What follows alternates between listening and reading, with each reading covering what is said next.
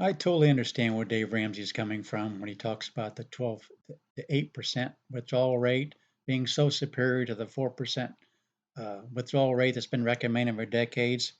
See, here's what's really going on here. It's quite common when an outcome seems unreachable to give up even trying. I think that's what Dave was trying to get at. If your goal is to save $1 million for retirement, and then you're told that won't even be close to being enough, why even try?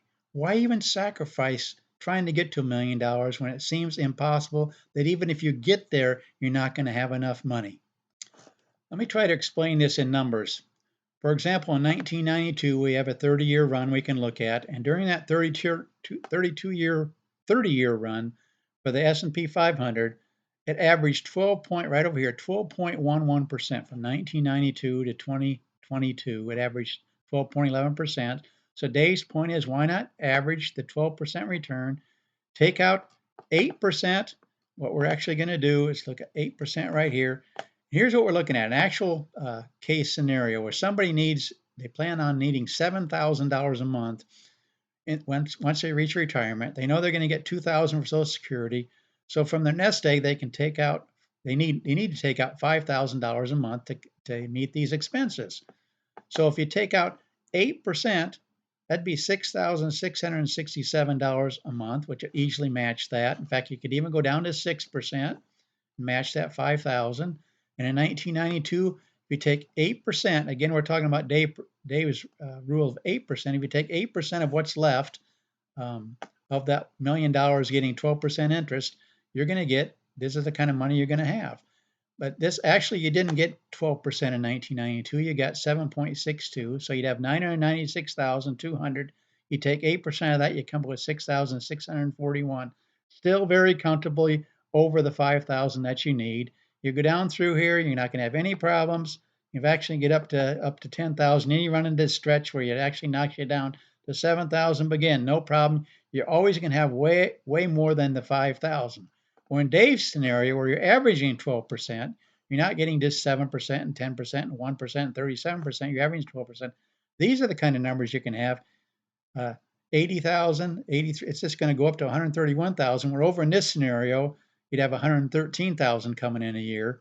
But I want you to notice something. As soon as we start changing the years, again, it depends those initial years. That's why it's called sequence of return risk. As soon as we start seeing these kind of numbers, watch how quickly this number from 6,667, which is 8% of the $1 million that Dave Ramsey said you can safely withdraw, you can easily be over 5,000. 1993, no problem. 1994, you're still not even getting close to being down to 5,000. Well, watch what happens as we go down through here. Even in 1996, you're doing in good shape. Why? Because these are still far enough away. Yet you've been getting 22%, 33%, 28%, 21%, which is way more than the 12%. So you're in really good shape. But watch what happens if you hit a string like 1999. All of a sudden, that 8% that you wanted, which is 6,667, let's just go to 2,000 to just show you the absolute extreme. All of a sudden, the next year, you're down to 5,527. Why? Because it went down 9, it went down 11. It didn't go up 12%. All of a sudden, by the fourth year, with this kind of a scenario, which is rare, I understand, but we need to plan for those kind of returns if you really want to be realistic. All of a sudden, you're down to 3,095 a month when you were expecting to have 5,000. And in fact, you wanted that 5,000 to go up by some kind of COLA to keep up with inflation. But all of a sudden, you're down to 3,095. And even though you start getting 28%, 10%, and 4%, you're way below that 5,000 that you were expecting to have, especially if you figure in a COLA. So that's why people say go with the 4% planning. But if you do that, Dave Ramsey says you're never going to have close enough because you're going to start out with this kind of numbers. When you need 5,000, you only can start out with 33. If you did it in 1992, did 6%, then you'd have the 5,000 going up. But as soon as you go down to the year 2000, hit the string again, you're going right back down. That's why you need to plan on, this isn't going to happen that often. We saw it might happen 12 out of the last 100 years. It would have happened where you would have run out of money if you kept staking out 5,000. But if you could live with going down to 2,500, half of what you started with, could you really live with that? That's what I want to bring out in this channel is you can't go by average returns because you don't have average returns. Even in 1992, let me just go back to that one because that's the 30-year run. Yes, you average 12%, but over 20 years, you only average 9.59. 10 years, you average great. You're going along here really good. This, if you add up these numbers for 10 years, it's 14.16, where Dave says just go with 12, which you could for 30. But once you hit that, start going down through here, 95, still got 14%. 97, you're down to 10%. 98, you're down to 7%. 99, you're down to 3%. Guess what?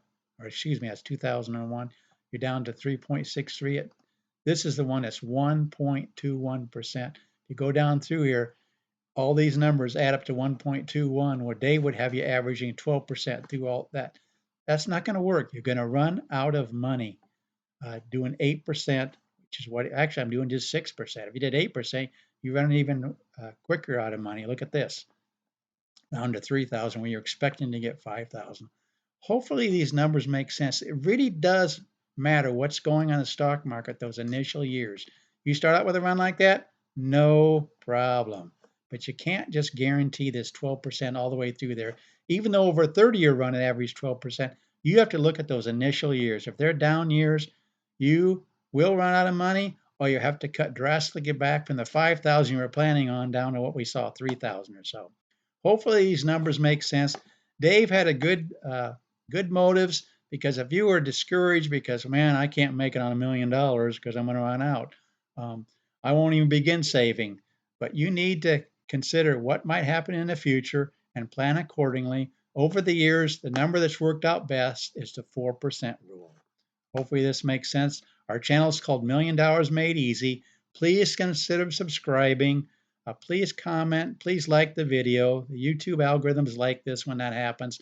I just want to get these numbers out. We can run them all day long. I just wanted to show you the Dave Ramsey 12% rule is not really being realistic, because nobody gets 12% every year. Thanks for watching.